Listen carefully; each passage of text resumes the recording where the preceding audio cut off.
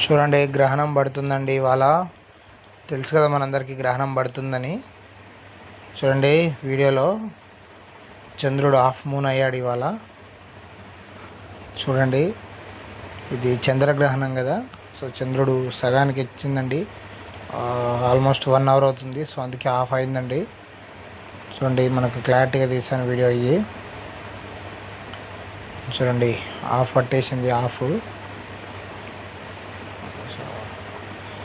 చూడండి, పిల్లలు మరియు గర్భిణీ స్త్రీలు బయటికి వచ్చి చూడకండి, మంచిది కాదు చూడడం వల్ల.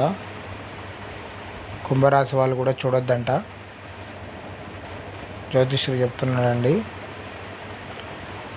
పర్లేదు, వీడియో చూడొచ్చు. Thank you so much. Please subscribe.